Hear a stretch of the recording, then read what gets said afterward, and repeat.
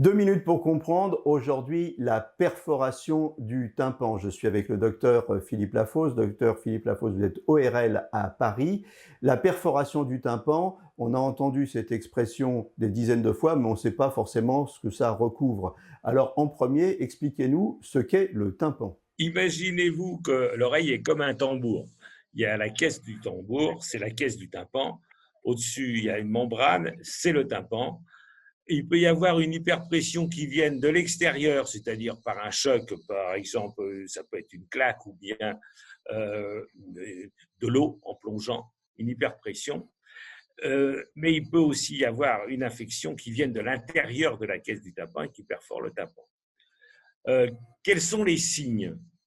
C'est ce que vous vouliez peut-être me demander.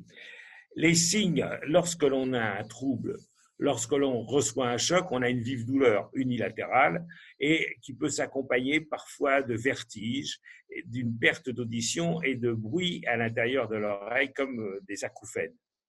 Dans ce cas-là, il faut toujours se méfier et si ça persiste plusieurs jours, ne pas hésiter à aller consulter un médecin.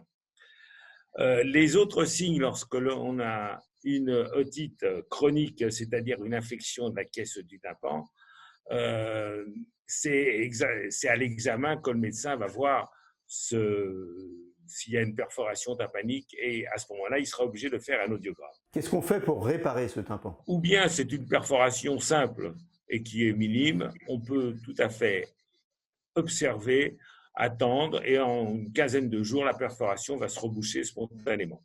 Si ça persiste, il faudra faire une greffe de tympan, et ce qui est relativement simple et peut être fait en externe. Dans tous les cas, n'ayez pas hésité à aller consulter son médecin et son ORL. Nos émissions vous plaisent, alors aidez-nous à faire grandir la chaîne pour parler santé au plus grand nombre.